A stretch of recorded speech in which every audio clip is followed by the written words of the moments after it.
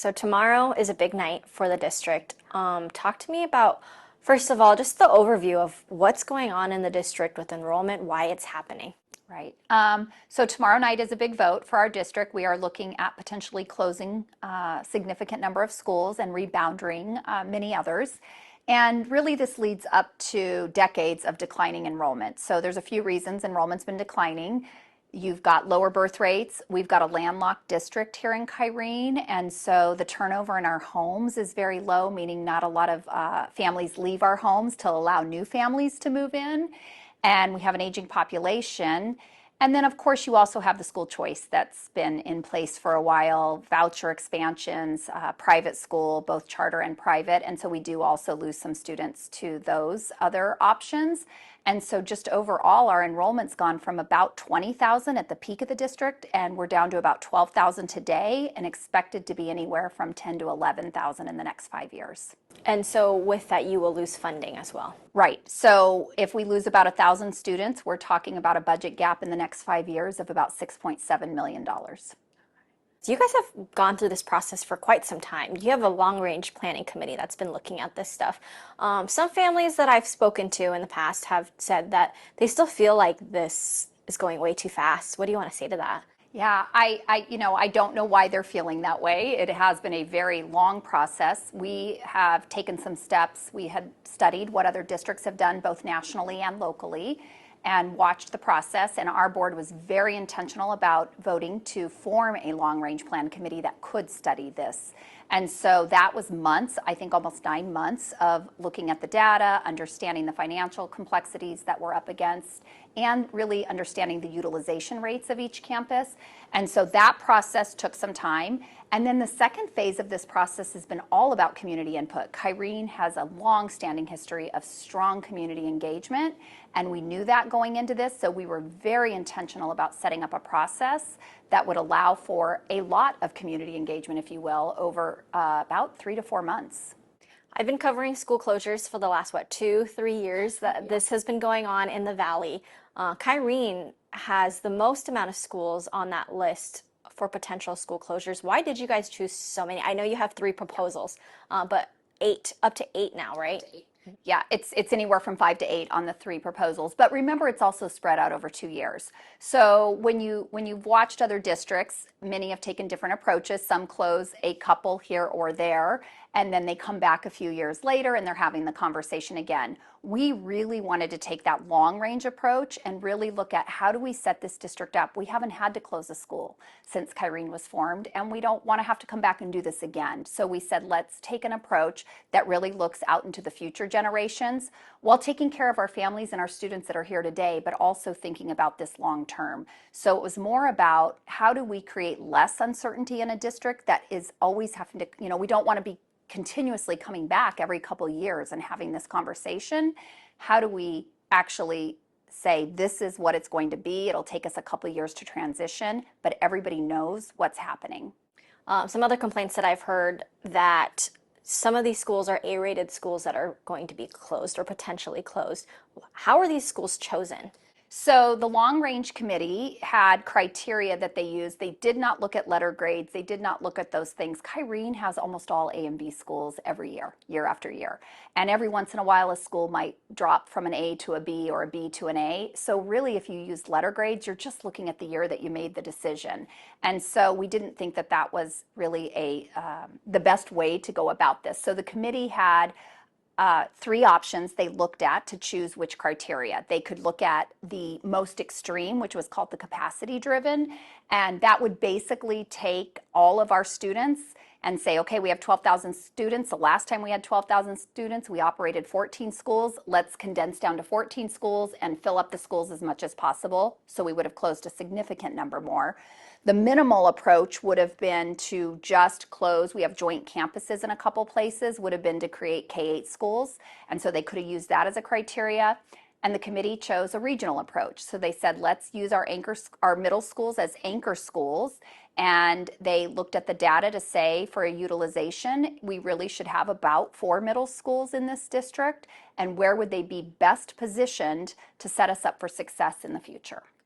Are you giving a certain recommendation on which proposal they should choose? No, I do not give a recommendation. That really was the committee's work. Okay. And originally that list was at 9 schools, but things have changed since then. Correct. So the original recommendation, there was some recommendations about repurposing a school. So really it still was 8, but 1 extra was going to close and then repurpose. We've postponed some of those discussions to have in the future. And so the proposal that was most recently on the table was 8 schools, and then the board had asked us to go back and look at a couple other models that potentially could close a few less schools. So they have 3 proposals to review. I've heard from some middle school parents who want you guys to separate the conversations of just elementary and then middle schools down the road. What are your thoughts about that? I know you kind of mentioned that eventually the district and the board would have to revisit the middle schools anyways. So, we've heard a lot of feedback on both sides. I know you've heard that. I've also heard the other side of that is please don't do this to us again in 3 years. Please don't, the students that are being impacted in elementary, if we wait 3 or 4 years even and have to have the conversation about middle school, you potentially are now impacting those same students. So we really took the approach that let's look at our district as a whole. And middle schools are part of our district. And so, and our middle schools are underutilized. They're sitting at about 50% capacity right now, meaning they're only about half full. And with the proposal on the table, they'd go closer to about 75% capacity, which would be much more ideal from an operating standpoint. So, you could separate, and they are to a degree, as far as middle school has its own map and its own boundaries. Okay.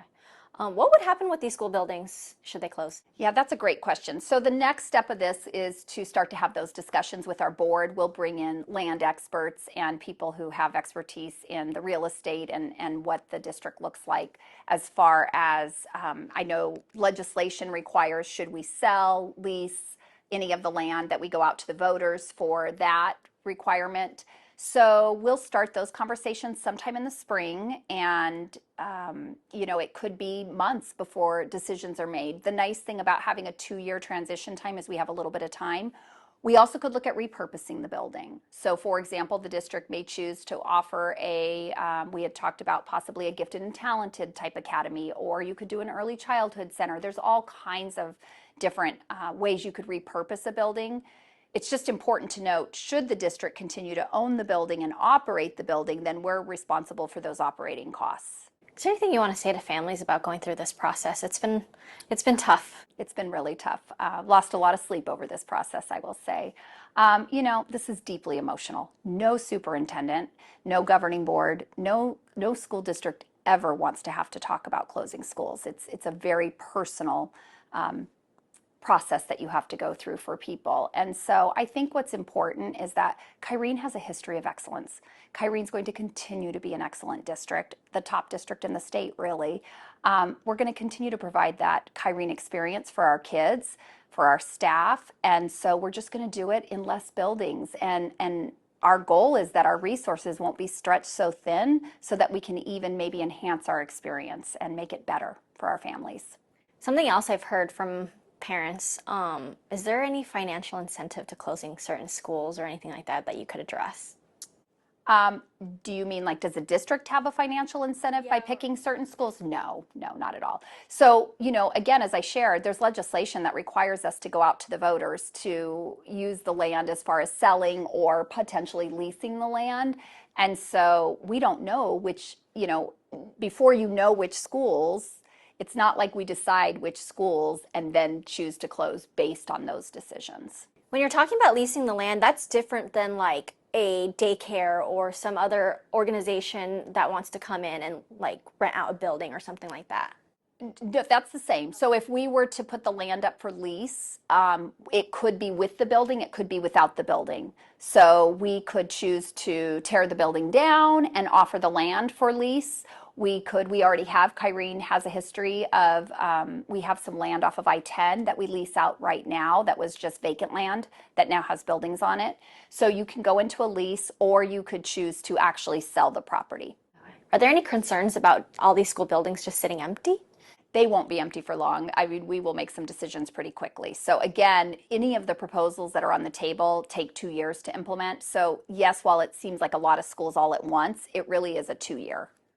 Another question is, it's either the 2 middle schools or none at all. Why not just 1 middle school and then elementary schools as well? So the board discussed that, and that still could come up as a proposal should one of the board members bring that up, but really it came down to utilization and boundary. So if, Kyrene is divided by I-10, and so we have a kind of a unique landscape. We serve a lot of different cities. If we were to go with 5, that would have either required completely reboundering all your middle schools if you want to balance your utilization out among the 5. But as I shared, we are at 50% now. Closing 2 gets us to 75. Only closing 1 gets us just barely to 60%, which still is pretty low utilization. So the other option would be if you kept one of the 2 open and you don't reboundary, then what you're going to have is 2 of your middle schools are going to have, high 80% utilization, and you're going to leave the other 3 at lower utilization, closer to the 50 or 60. Any conversations about what's going to happen to staff yet? Yep, so we've been having those conversations the whole time, of course, until we know what the final model is. And one of the things that I really appreciate about our board is they were very thoughtful in taking the plan that the Long Range Plan Committee had recommended and saying, where can we make it even a little bit better? And one of those conversations was about consolidating schools 1 into 1 where we could. And so we did our very best to try to keep one school merging completely with another school, which will help when it comes to staffing. Because obviously for teachers, we still have the same number of students, and so the teachers will follow the students. What about administrators and So we will definitely be downsizing. 85% of a district's budget is people, and so you can't cut money out of your budget without cutting people. But Kyrene has a history of declining enrollment. For the last 10 years we've been dealing with this, and we really do our best to address it through attrition. Usually that means through people retiring or maybe moving out of state, and we fill positions and move people around. So while there may be a lot of movement, we are going to do our very best not to have to what we call a reduction in force and actually lay anybody off. Are there numbers out there of how many staff members might be cut, or the positions? Yeah, so we shared in one of the public meetings, it's about, and I hope I get this number right, it's about 8 or 9 staff at an elementary and about 13 at a middle school of positions that actually get cut from the budget. But again, it doesn't necessarily mean those people will be cut, because we would move them into another vacant position. Throughout this process, is there anything that you would have done differently now that we're coming up to the vote? That's a great question. One of the things that I've done a lot of reflecting on is our process, and a lot of it I would keep the same. I think having a community committee, and we kept it pretty large, which, is a little more complicated, but I think having that community input was huge on the front end, and really made for a better decision. And then I think the amount of time that we spent with community input was important. Looking back at the way we did the community input, I might consider the way we did the regional public hearings, tighten those up a little bit. While it was lovely to hear from our community, I think from a board's perspective, they heard from the same people over and over again. And I would really like to have heard maybe some voices that you don't always get to hear from. So maybe being even more intentional about how we could make sure that the regional public hearings truly gave everybody in that region a chance to share their input. Is there anything else you want to say about all of this? I hope that our families will continue to have the trust in Kyrene that they've had. I know our staff as well. We're going to take care of our people. Kyrene prides themselves on taking care of our students, taking care of our staff, and we're going to continue to do that. And while, a transition this large is going to be a little bit bumpy, that's just the reality. We're also going to do our very best to take care of everybody.